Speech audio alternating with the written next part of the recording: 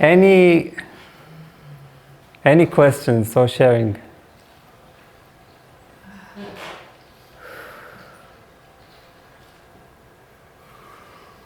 You can feel what it does inside us. You see, it's a very different quality of laughter and smile when we are our own trigger. You see.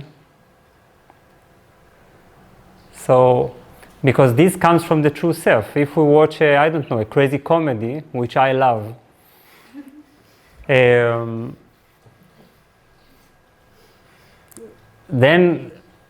we are triggered, and we get like a reflection of the inner laughter, but there is nothing like the inner laughter.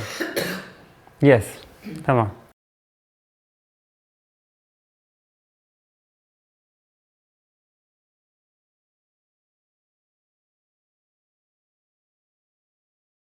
Yes, but you couldn't feel your third chakra laughing, but clearing. Yes.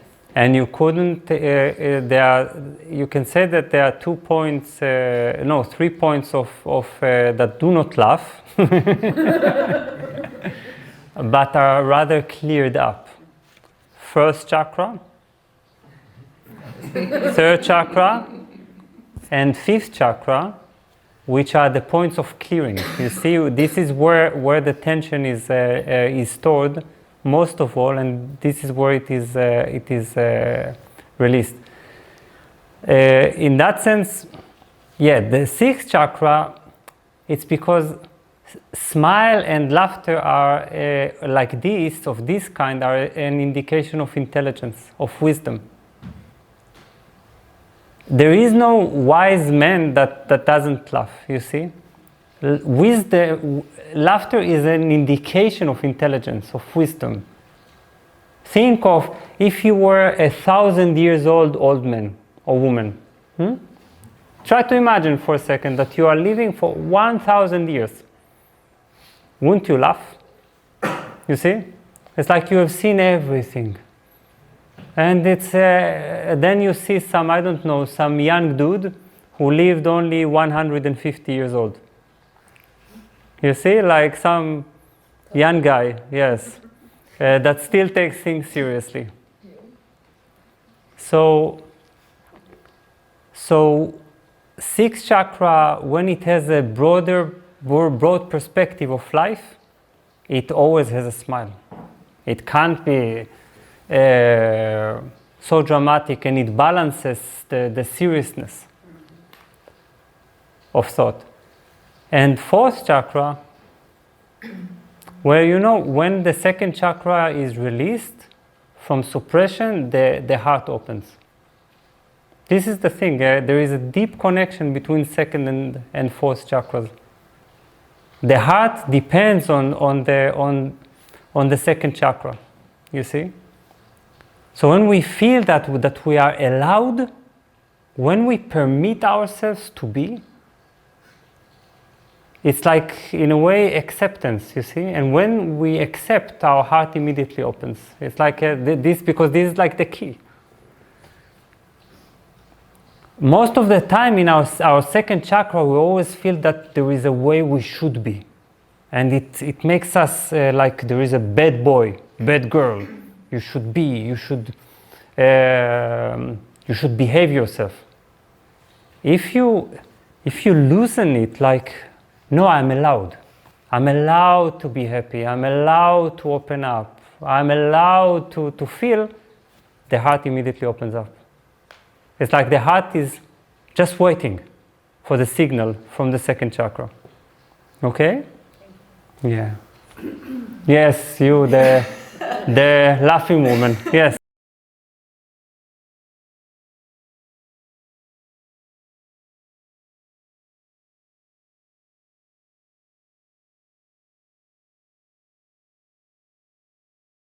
Yes, exactly, because it makes us, it puts everything in proportion.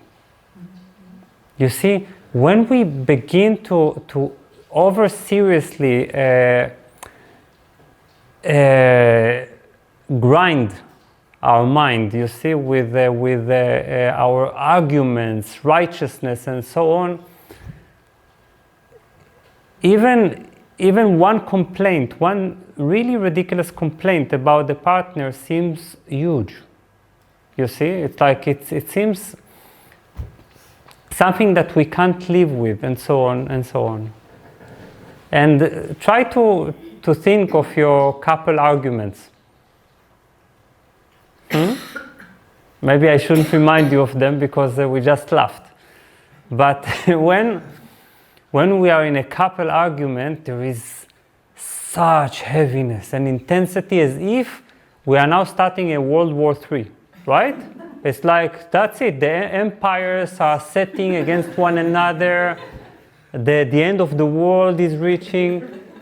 Completely forgetting that we were just arguing who is going to wash the dishes tonight, right?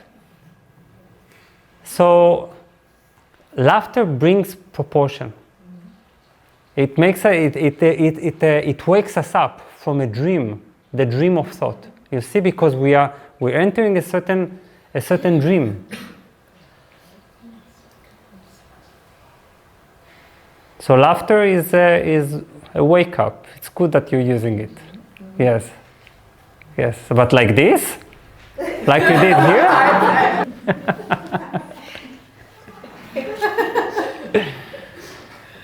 Yes.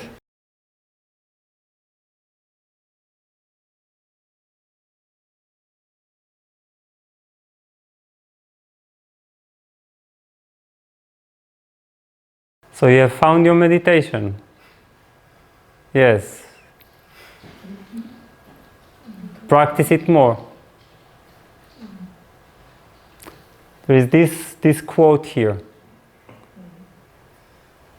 I love it very much. It is by Voltaire.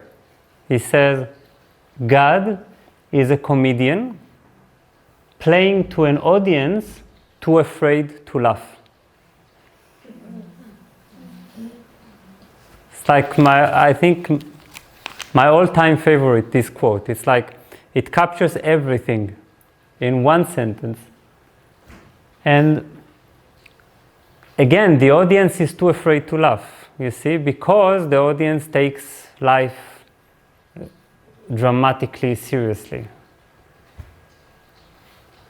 So when you allow yourself to laugh, also this fear to laugh, you see, there is an inherent fear to laugh, because it's like we think we might be off guard, that something might happen. This is in our instincts, you see. Our first chakra tells us, if you relax too much, if you are happy too much, you are not alert. You see, it's really on the animalistic level. You must be in tension to be prepared. So that is why laughter is such a transcendence of the animalistic instinct of survival, you see? And I think we can afford it. Yeah. Yes.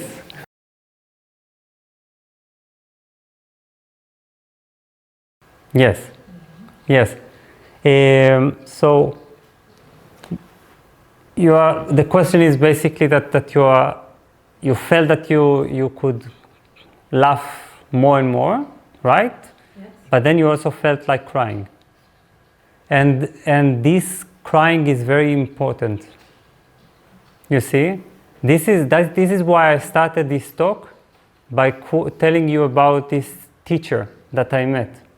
9 months of laughter that led to 9 months of crying. Crying is the purification. Crying is like rain, you see?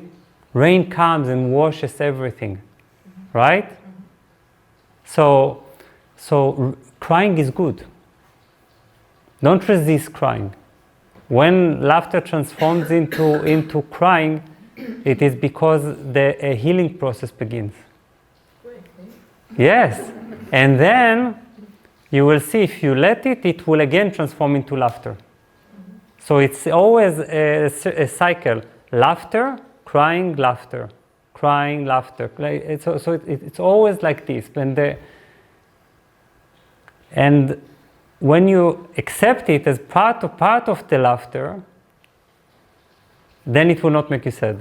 You see? At a certain point, it will make you also start laugh. You see? Like seeing all these tears. Then the inner smile responds also to them with laughter. Yeah. Very good. So now let us enter second stage. Okay? This one is much more serious and sad. And this time, we are going to go move a bit higher, much higher, to meeting humor as a divine quality. So let us close our eyes.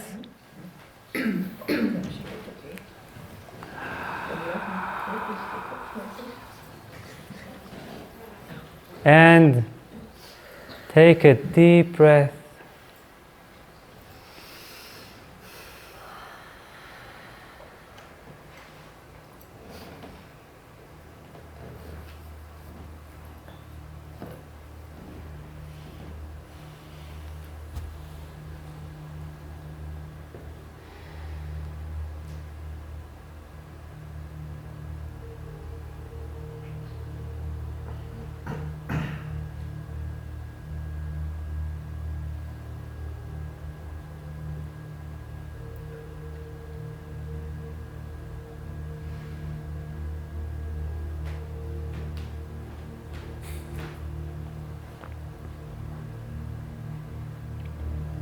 So now,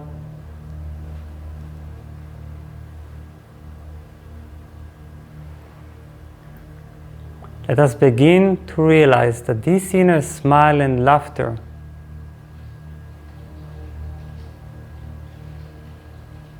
are really the divine's smile and laughter in you.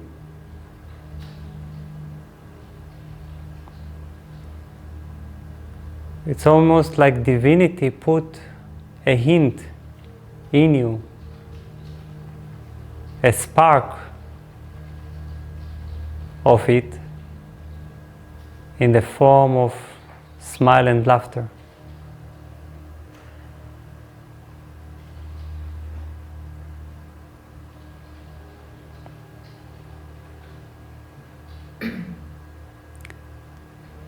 And the divine can certainly look at our human drama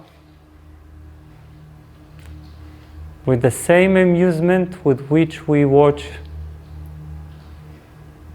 two kittens fighting. They look very serious. And we look at them with a smile. So now, shift your view to a bird's eye vision.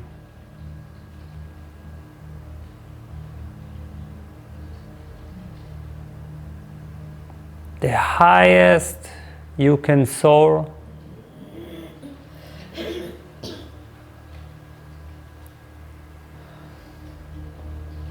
and look at your life from the divine eyes,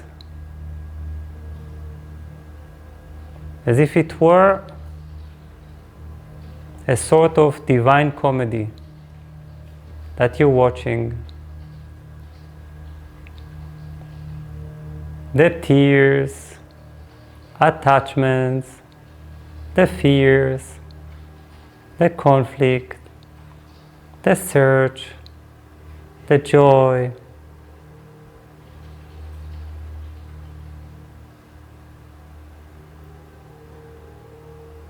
ups and downs and downs and ups and ups and downs and downs and ups.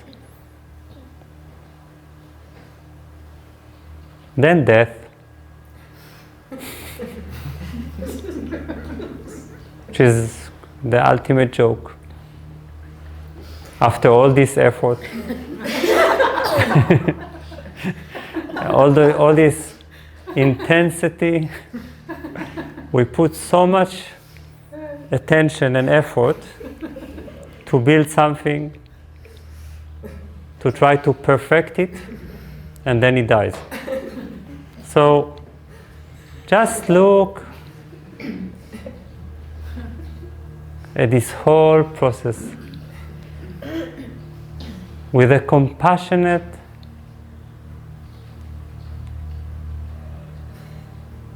smile.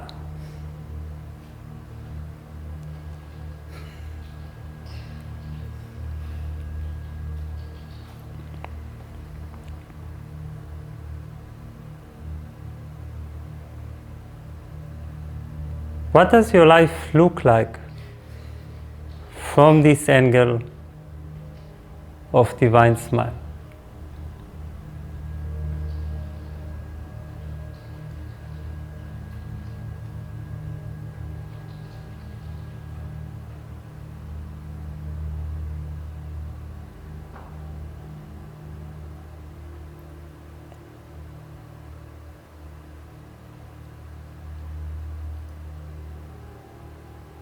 What does your own person look like when you smile at it from high above?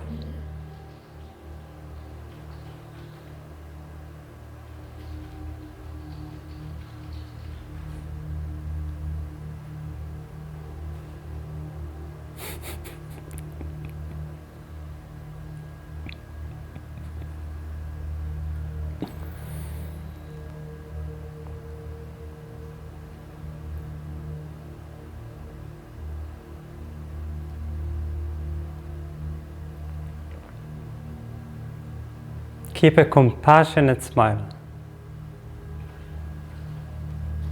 And try to look from this angle at all the deadly serious parts and elements of your person's life.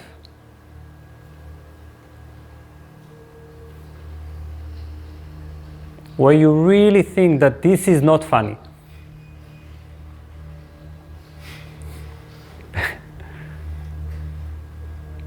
Try to look at it from this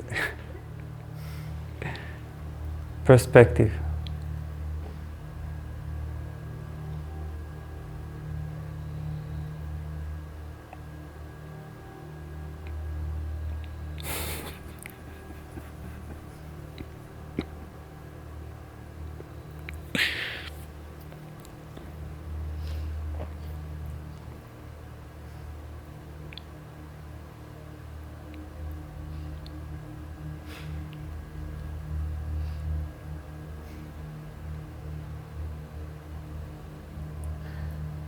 Try to let the seriousness, over seriousness melt away through this divine smile.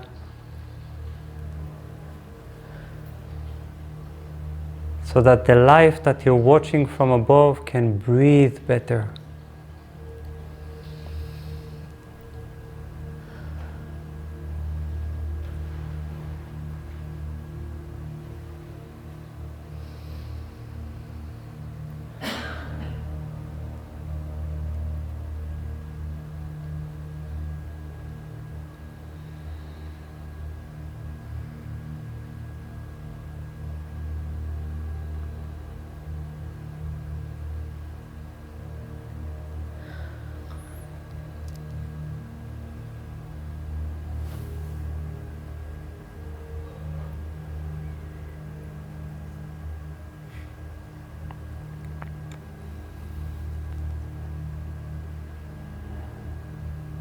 Now let the divine smile and laughter enter your body fully.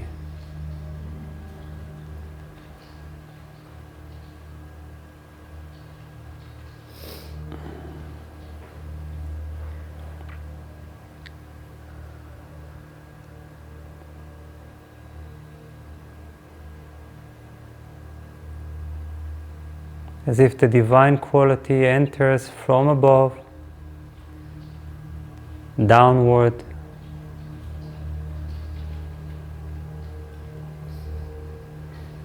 feeling the body,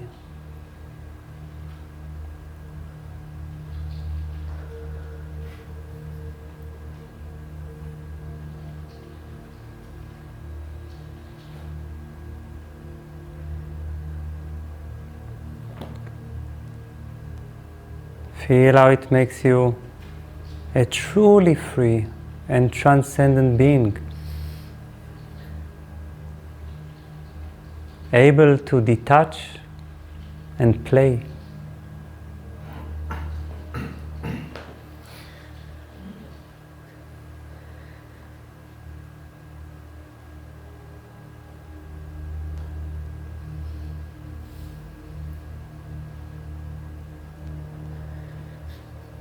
Try to come back to the body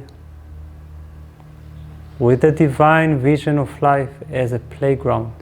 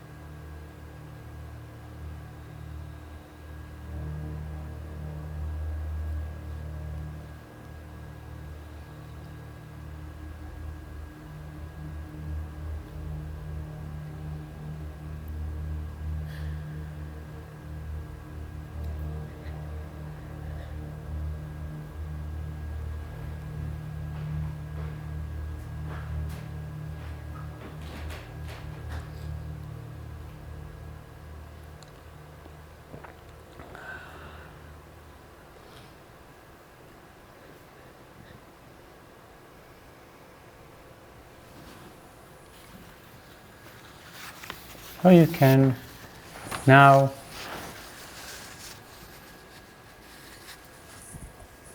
come out of the meditation.